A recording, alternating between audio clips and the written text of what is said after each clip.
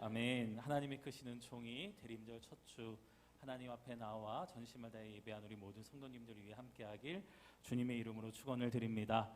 우리 전후 좌우에 계신 분들에게 이렇게 선포할까요? 당신은 주님의 길을 예비하는 사람입니다. 당신은 주님의 길을 예비하는 사람입니다. 당신은 주님의 길을 예비하는 사람입니다. 당신은 주님의 길을 예비하는 사람입니다. 여러분, 우리는 대림절을 시작했습니다. 대림절은 바로 이 땅에 빛으로 오신 예수 그리스도를 기다리는 절기이죠. 유대인들은 수백 년 동안 메시아의 오심을 기다리며 어둠 가운데서도 희망의 불을 밝혔습니다. 그리고 마침내 예수님께서 이 땅에 오실 때에 또 천사의 부름에 응답한 목동들, 또 빛을 바라보며 또 주님의 이 땅에 오심을 또 축복하고 기뻐하기 위해 달려온 동방박사들의 행진이 있었죠. 오늘 우리 정사장로님께서 기도 가운데 또 하나님께 올려드린 그 기도를 보게 되면 정말 그 동방박사의 긴 여정, 한 1000km가 넘는 그런 여정이었어요. 그리고 목동들이 베들레헴으로 향해 일어서는 그 결단들은 대림절을 시작하는 우리들의 삶 가운데 어떤 결단이 있어야 된다는 것을 우리들에게 말씀해 주십니다. 오늘 말씀의 제목이 희망, 거룩한 영유의 시작입니다. 바로 대림절은 우리들의 삶이 세상의 탕류에 휩쓸려가는 삶에서 이제 우리들의 발걸음을 점검하고 우리들이 걸어가야 할 방향을 다시금 점검하는 절기다라고 할 수 있어요.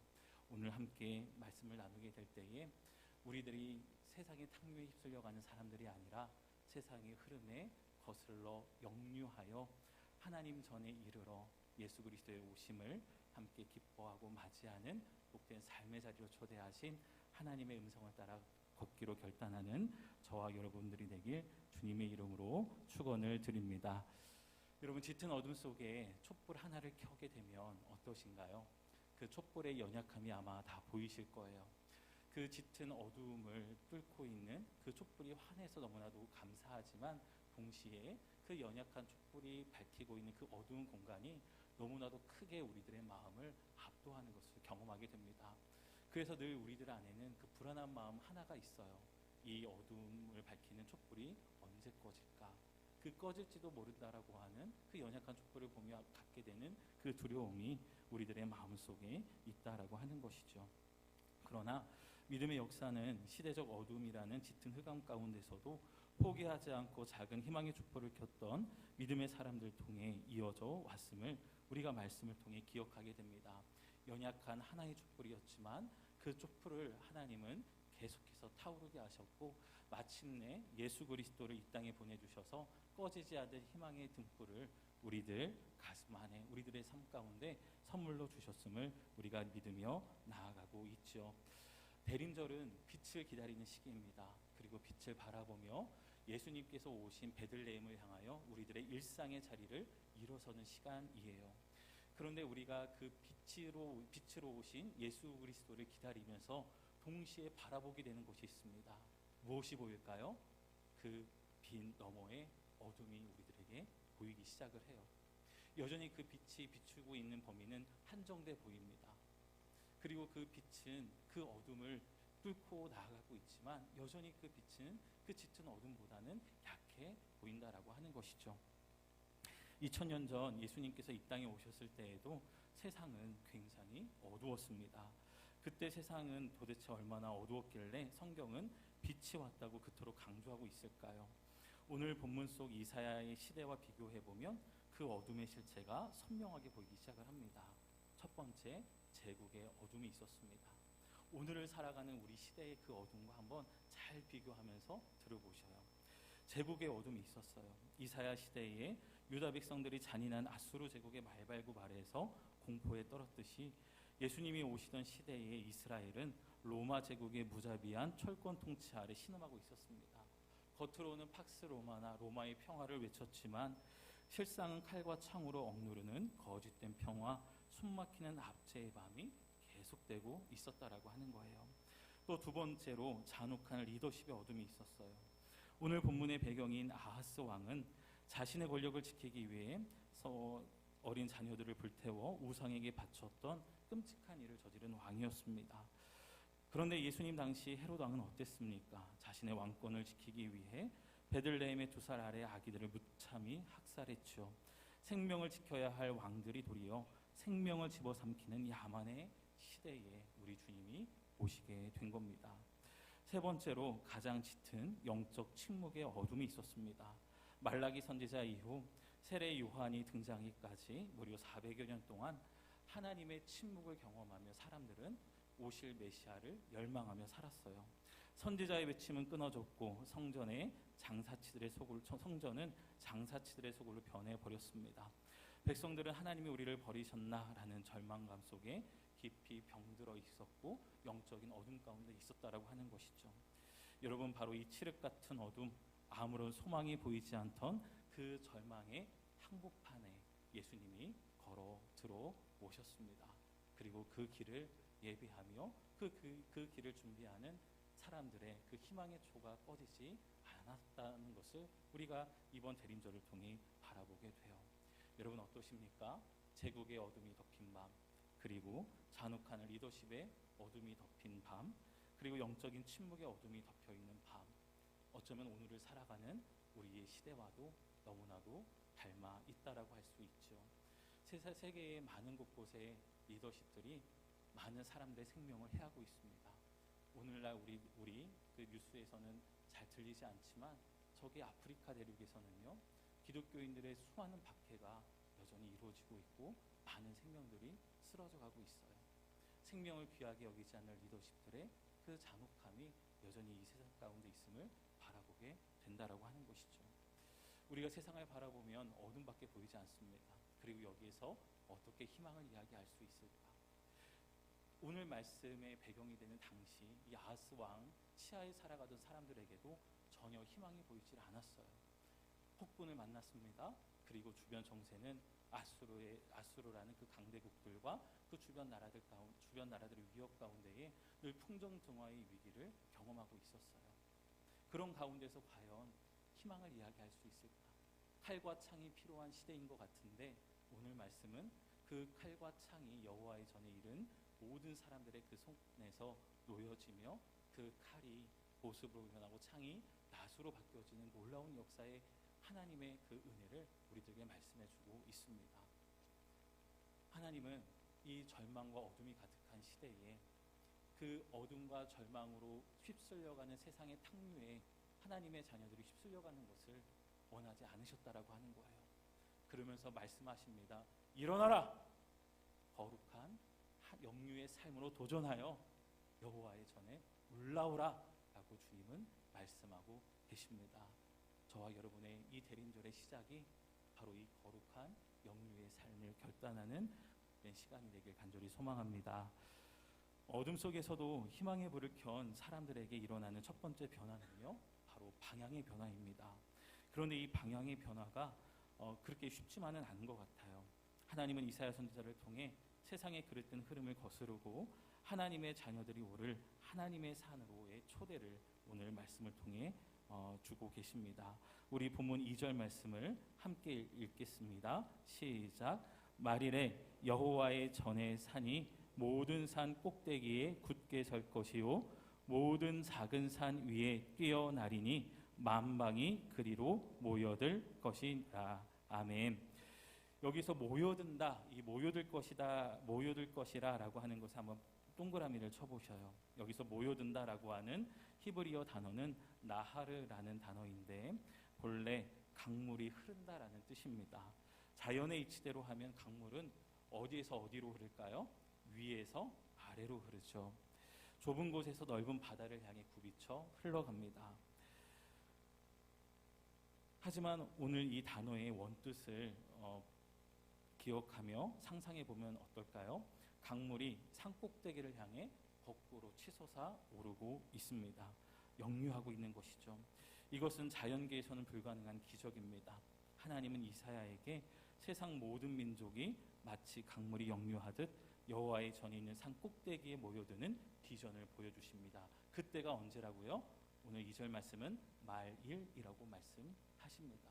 그 말일에 여호와의 전에 이 모든 민족들이 다 거슬러 올라오게 될 것이다 라고 말씀을 하셔요.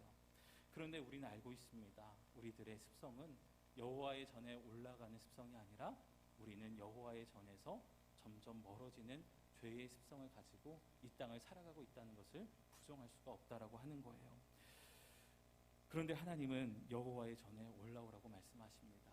칼과 창을 들고 전장을 향해 나가려고 하는 이 아하스 왕에게, 그리고 칼과 창을 들고 나의 삶을 지키려고 하는 하나님의 백성들에게 지금 전장을 향하기 이전에 어디로 올라오라고요?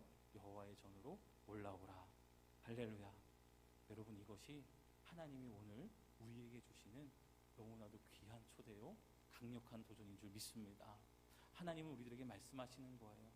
너희들이 세상에 필요한 칼과 창이 분명 눈앞에 보이지만 그 칼과 창으로 지금 싸우는 삶이 아니라 여호와의 전에 올라 그 칼과 창을 내려놓는 삶으로 다시금 처음부터 시작하라 라고 주님은 초대하고 계십니다. 그렇게 거슬러 올라가는 이들의 입술에 담기는 고백이 무엇일까요? 우리 3절 말씀 중반부까지 함께 읽겠습니다. 시작. 많은 백성이 가며 이르기를 오라, 우리가 여호와의 산에 오르며 야곱의 하나님 전에 이르자 그가 그의 길을 우리에게 가르칠 것이라. 아멘.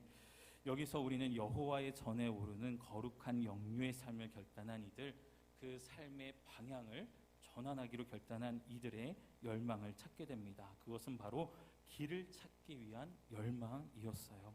즉 여호와의 전에 이르러 하나님을 만나면 하나님께서 우리가 살아야 할 참된 길을 가르쳐 주실 것이라는 희망이 이들의 삶 가운데 자리 잡고 있었다라는 것입니다. 이것을 반대로 뒤집어 생각하면 무엇일까요? 내가 살아가고 있는 지금 이 땅에서는 내가 걸어갈 길이 보인다라고 하는 겁니까? 아니면 안 보인다라고 하는 거예요? 안 보인다라고 하는 겁니다. 저는 이 고백이 하나님 앞에서 정직하게 우리들의 삶으로 고백되어지게 되길 간절히 소망합니다. 대림절은 그 길의 방향을 전환하는 시기예요. 내 길을 고집했던 나의 삶의 방향을 돌이켜서 하나님, 내 삶 가운데서 내 능력과 나의 경험과 나의 지식으로는 내가 살아갈 길을 찾을 수 없습니다. 솔직하게 고백하며 하나님 안에서 길을 찾고자 하나님 전에 오르는 삶의 방향에 그 결단을 하는 시기라고 하는 것이죠. 당시 시대적 현실의 진단을 아주 정확히 진단하며 살아야 할 길이 어디인지를 분명하게 선포하는 말씀이에요. 이사야 시대 왕이었던 아하스는요, 아람과 에브라임 전쟁 가운데 국가 존립의 위기를 겪습니다. 그때 그의 마음을 이사야 7장 2절 말씀은 이렇게 담아내요. 왕의 마음과 백성의 마음이 숲이 바람의 흔들림 같이 흔들렸더라 라고 고백을 합니다. 흔들리던 아하스는 하나님의 손을 붙들었을까요? 아니면 아수르 왕의 손을 붙들었을까요? 결국에는 아수르 왕의 손을 붙듭니다. 나는 당신의 신복이요 당신의 아들입니다 라고 하는 고백까지 아수르 왕에게 서신을 보내게 돼요. 아하스는 누구의 신복입니까? 하나님의 신복이에요. 누구의 아들입니까? 하나님의 아들이 되어야 돼요. 그런데 지금 당장에 내 눈앞에 살 길을 찾고자 인간인 왕에게, 그 제국의 왕에게, 앞지 않은 왕에게 나아가서 당신은 나의 신복입니다, 당신의 아들입니다 라면서 납작 엎드리게 되죠. 이런 상황 속에서 하나님은 이사야 선지자를 통해 말씀해 주십니다. 세상에 길이 있는 것이 아님을 오직 하나님께 길이 있음을 인정하라는 것이에요. 여호와의 전이 있는 산에 오르는 사람들, 나의 방법과 경험이라는 그 흐름에 역류하여 하나님의 방법과 길을 찾기 위해 그곳에 오르는 사람들입니다. 성도 여러분, 성도는 누구입니까? 세상의 풍조에 휩쓸려 둥둥 떠내려가는 사람들이 아니에요. 남들이 다 넓은 길을 가려고 할 때, 편한 길로 흘러가려고 할 때, 도리어 좁지만 생명의 길인 예배의 자리로, 또한 하나님을 예배하는 성전으로 역류하여 올라가는 사람들입니다. 왜 그럴까요? 이 세상에는 구원의 길이 없음을 뼈저리게 인정하고 있기 때문에 그렇습니다. 여러분, 희망은 바로 여기서부터 시작이 되는 거죠. 희망은 내가 품는다라고 해서 그치는 것이 아니라 희망은 그 희망을 품고 여호와의 전에 오르는 그 사람들의 삶 가운데 이루어지기 시작한다라는 것입니다. 세상에 길이 없음을 보고 여호와의 전에 올라 하나님 안에서 길을 찾으려는 거룩한 영유, 그 결단에서 희망은 출발한다는 것이죠. 이번 대림절 내가 걷고 있는 길들을 유심히 들여다보시길 바랍니다. 내가 걷고 있는 길이 정말 생명으로 향하고 있는 길인지 아니면 죽음으로 향하고 있는 길인지, 나에게 영생의 선물을 주시고자 오신 예수 그리스도를 향해 베들레헴으로 향하여 올라가고 있는 길인지 아니면 그 베들레헴으로부터 멀어지고 있는 길인지를 한번 진단하고 우리들의 삶의 방향을 돌이킬 수 있는 이번 대림절이 되길 주님의 이름으로 축원을 드립니다. 두 번째로 거슬러 올라가는 자들에게는요, 도구의 변화가 일어납니다. 우리 4절 말씀을 함께 보겠는데요. 함께 읽습니다. 그가 열방 사이에 판단하시며 많은 백성을 판결하시리니 우리가 그들의 칼을 쳐서 보습을 만들고 그들의 창을 쳐서 낫을 만들 것이며 이 나라와 저 나라가 다시는 칼을 들고 서로 치지 아니하며 다시는 전쟁을 연습하지 아니하리라. 아멘. 여기서 쳐서 만든다는 것은요, 대장간에서 쇠를 불에 달구어 또 망치로 두들겨 깨는 치열한 과정을 의미합니다. 칼을 쳐서 보습, 즉 밭을 가는 쟁기를 만들게 하실 것이라는 하나님의 약속의 말씀이시죠. 그런데 여러분, 오늘 본문을 자세히 보면 칼을 쳐서 보습을 만들고 창을 쳐서 낫을 만들게 하는 그 행동의 주체가 누구입니까? 오늘 무리들이라고 표현되어 있습니다. 이 무리들은 누구일까요? 바로 앞서 여호와의 산에 오르기로 결단한 그 백성들입니다. 먼저 그 칼을 쳐서 보습을 만들고 창을 쳐서 낫을 만든 그 사람들이 여호와의 전에 오르는 칼과 창을 든 사람들의 그 칼과 창을 보습과 낫으로 바꾸어 가도록 하나님께서 사용하시겠다라고 하는 말씀이죠. 그렇다고 한다면 여러분, 여호와의 전에 오르는 그 수많은 사람들의 칼과 창을 치는 사명을 우리가 부여받았다라고 한다면 여러분, 우리들이 먼저 그 칼과 창이 하나님의 말씀에 녹아지고 우리들의 칼과 창이 쟁기로 바뀌어지고 낫으로 바뀌어지는 그 변화의 은혜를 누려야 될 줄 믿습니다. 그 은혜를 누구에게 주시겠다는 거예요? 여호와의 전에 오른 사람들에게 그 은혜를 주시겠다라고 하는 것입니다. 저와 여러분들에게는 너무나 큰 책임감이 있어요. 우리는 세상을 향하여 왜 칼을 내려놓지 않느냐, 왜 창을 내려놓지 않느냐라고 이야기를 합니다. 그런데 오늘 보면 그 칼과 창이 어디서 녹아지는 거예요? 여호와의 전에서 녹아집니다. 할렐루야. 여호와의 전에서 녹아져요. 칼과 창. 우리들이 여호와의 전에 오를 때 먼저 오르는 우리들에게도 그 칼과 창이 하나씩은 다 있다라고 하는 거예요. 오늘 말씀은 대림절을 시작하는 우리들에게 묻습니다. 여호와의 전에 오르기로 거룩한 영유의 삶을 결단한 나의 사랑하는 자녀들아, 이곳에 와서 너희의 칼과 창이 녹아지고 나의 다듬어가는 그 손길에 따라 보습으로 바뀌어지고 낫으로 바뀌어지길 원한다라고 하시는 하나님의 그 간절한 마음이 녹아져 있는 말씀입니다. 저는 이 말씀을 묵상하며 이 시대를 살아가는 우리들에게 칼과 창이 무엇일까 생각해 봤습니다. 여러분, 오늘날 우리의 손에 들린 칼은 무엇입니까? 전쟁터의 무기는 아닐지라도 이 치열한 생존 경쟁에서 내가 살아남기 위해 또 남들에게 무시당하지 않기 위해 꽉 붙들고 있었던 나만의 생존 무기가 바로 칼이자 창이라고 할 수 있다라고 하는 거예요. 어떤 분에게는 남을 찌르는 날카로운 말이 칼이 되기도 합니다. 어떤 분에게는 돈이나 자존심 혹은 차가운 냉소가 자신을 지킬 수 있는 창이 되기도 하죠. 우리는 그 칼과 창을 품고 어디에 오르는 거예요? 여호와의 산에 오르게 되는 겁니다. 그러나 주님은 말씀하십니다. 그 산에 올라 그 삶의 독구를 바꾸어라. 그 삶의 변화를 이루어가는 나의 은혜 가운데 머물러라 라고 주님은 말씀하며 여호와의 전에 오르라고 주님 초대하고 계시는 거예요. 나를 방어하고 남을 향하여 비판했던 전사의 도구를 이제는 생명을 살리고 공동체의 밭을 가꾸는 농부의 도구로 변화시켜 가겠다고 하시는 하나님의 너무나 놀라우신 말씀이라 할 수 있습니다.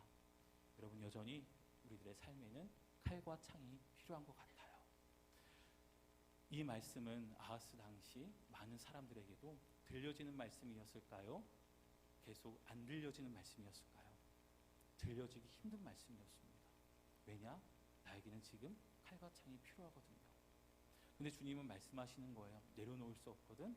그것을 가지고 어디로 오라고요? 여호와의 전에 오르라고 말씀하십니다. 우리는 베들레헴을 향하여 올라갑니다.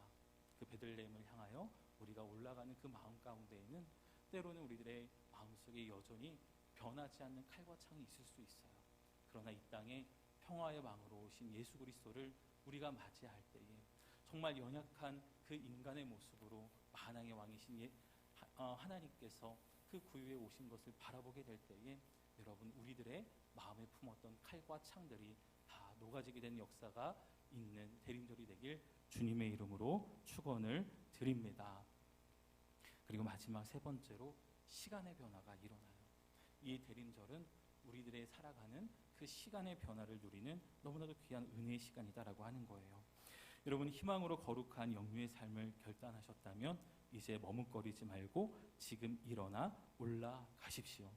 오늘 2절 말씀을 보면 오늘 모든 말씀의 출발점은 어디예요? 말일이에요? 오늘이에요? 아니면 과거예요? 오늘 2절 말씀을 보세요. 뭐라고 기록되어 있습니까? 말일에라고 되어 있습니다. 우리는 이 말씀을 보면 여호와의 전에 오르는 것은 말일에 가서 우리가 올라야지, 그 마지막 때에 우리가 올라가는 것이지 라고 생각할 수 있는데, 오늘 하나님은 이사야 선지자를 통하여 5절 말씀에 너무 중요한 신앙의 지금이라고 하는 시간의 가치를 우리들에게 알려주고 있으셔요. 우리 5절 말씀을 함께 읽겠습니다. 시작. 야곱 족속아 오라, 우리가 여호와의 빛에 행하자. 아멘. 야곱 족속아 오라, 우리가 무엇에 행하자? 여호와의 빛에 행하자. 그래서 어디로 올라가자는 거예요? 여호와의 전, 하나님의 전에 이르는 삶을 도전하자라고 외치고 있는 것입니다. 왜 선지자는 이렇게 목이 터져라 외쳤을까요? 4절까지 엄청난 비전을 보고도 정작 하나님의 백성이 야곱 족속은 구경만 하고 있었기 때문에 그렇습니다. 머리로만 알고 손발은 움직이지 않았던 거였죠. 왜 그랬을까요? 세상의 거센 흐름이 그 역류하는 신앙을 가만히 두고 보지 않고 있었기 때문입니다. 두려움과 타성이 발목을 잡은 것이죠. 그러나 여러분 기억하십시오. 우리가 그 소식을 듣고 움직이지 않는 신앙인으로 살아간다면 그것만큼 비극적인 것은 없다라고 하는 거예요. 여러분, 우리가 예수 그리스도를 기다리는 것은 가만히 앉아서 기다리는 것이 아닙니다. 우리가 예수님의 이 땅에 오시는 그 이야기를 바라보게 되면 두 부류가 예수님을 향하여 올라가기 시작을 합니다. 목동이 올라갑니다. 유대인들이죠. 그리고 동방 박사들이 1000km가 넘는 그 길을 따라 걸어 올라옵니다. 이방인들이죠. 그런데 이들은 소수였습니다. 그런데 하나님은 이 이방인과 유대인의 그 대표적인 삶을 통하여 만방이 여호와의 전, 예수 그리스도가 오시는 그 베들레헴으로 향하여 올라오는 그 말씀의 성취의 예표를 보여주고 계신다라고 하는 거예요. 여러분, 이 베들레헴으로 올라가는 그 거룩한 삶의 도전이 우리들에게도 시작되었습니다. 마태복음의 서기관들은 성경을 알았지만 움직이지 않았습니다. 그러나 이번 대림절 우리가 만나게 될 목동들과 또한 동방 박사들은 주님이 오신 곳으로 달려 올라갔지요. 여러분, 이 거룩한 시간의 변화는 우리들의 삶에도 동일하게 누려지게 되는 줄 믿습니다. 여러분, 말일에 올라간다라고 오늘 말씀이 시작이 되지만 우리가 그것을 올라가기로 결단하는 것은 말일입니까? 아니면 지금입니까? 지금인 줄 믿습니다. 여러분, 지금 이 순간 예수님께서 올라오신 베들레헴을 향하여 일어나 올라가기로 결단하는 저와 여러분들이 되길 간절히 소망합니다. 때로는 동방 박사들처럼 1000km가 넘는 먼 거리일 수도 있어요. 또 때로는 그 목동들처럼 짧은 거리일 수도 있습니다. 그러나 그 길의 길고 짧음이 문제가 되는 것이 아니라 지금 일어나 올라가기로 결단한 사람들에게 하나님은 예수 그리스도와 만나는 그 은혜를 부어주시는 줄 믿습니다. 여러분, 예수님 만나기를 원하십니까? 예수님 만나기를 원하십니까? 일어나십시오. 여러분의 일상의 자리에서 일어나 예수님이 오실 그 베들레헴을 향하여 일어나 올라오십시오. 천사들이 전합니다. 또한 빛이 그 길을 예표하고 있어요. 그 빛을 따라 우리들의 일상의 자리에서 일어나 거룩한 영유의 삶을 시작하는, 희망의 삶을 시작하는 저와 여러분들의 삶이 되길 주님의 이름으로 축원을 드립니다. 말씀을 정리합니다. 우리가 오늘부터 맞이하는 대림절은 그저 성탄절 행사를 기다리며 들떠있는 시간이 아니에요. 오늘 아마 대림절인데 왜 꽃꽂이가 없을까 많이 궁금하신 분들도 있을 겁니다. 대림절은 가장 초라하게 시작하는 절기예요. 그리고 점점 화려한 빛과 그 기쁨을 더해 충만해가는 그런 시기입니다. 그 기다림의 시간이 다가오면 다가올수록 우리들의 그 기쁨도 더욱 커져가는 것이 바로 대림절의 그 기간이다라고 할 수 있어요. 그래서 제가 오늘 꽃꽂이는 대림절 동안은 하지 마시고 성탄절 때 우리가 정말 기쁜 마음으로 정말 주님의 오심을 기뻐하는 모습으로 담아내자라고 말씀을 드렸습니다. 여러분, 대림절은 세상의 흐름에 익숙해져 아래로만 흘러가던 우리의 삶의 감성을 멈추고 우리를 구원하러 이 땅에 오신 예수 그리스도를 만나기 위해 믿음의 발걸음을 돌려 어둠을 거슬러 올라가는 시간입니다. 세상의 그릇된 흐름을 거슬러 은혜의 산 예배의 자리로 올라오십시오. 나를 지키려는 생존의 칼을 쳐서 생명을 살리는 사명의 쟁기를 잡는 그 변화의 자리로 여러분 올라가시길 바랍니다. 나중으로 미루려는 게으름을 거슬러 지금 결단하는 순종의 자리로 올라가십시오. 내일은 12월 1일입니다. 한 해를 마무리하는 12월의 첫날이자 대림절 첫 번째 월요일이에요. 우리 교회는 내일부터 온교인 새벽 기도회를 시작합니다. 교회 오시면서 아마 현수막 보셨을 거예요. 온교인 새벽 기도회에 그 온자 밑에 아주 밝게 영어로 ON을 적어놨습니다. 켜져 있다라고 하는 의미예요. 예수 그리스도를 기다리며 불을 밝힌 성도들이라고 하는 의미가 있습니다. 우리 온 교우는 우리 모든 교인들을 의미하기도 하지만 예수 그리스도를 기다리기 위해 마음에 불을 켠 사람들을 의미해요. 그 마음에 불을 켜신 분들 내일서부터 이 베들레헴에 올라오시길 바랍니다. 베들레헴으로 한번 올라와 보셔요. 그래서 정말 우리들에게 멈춰있던 기도의 스위치도 켜시고 우리들의 희망을 다시금 밝혀가며 그 여호와의 전에 올라 우리들의 칼과 창이 쟁기와 또한 낫으로 생명을 일구는 도구로 바뀌어지는 역사를 누리는 이번 대림절 새벽 기도회가 되길 주님의 이름으로 축원을 드립니다.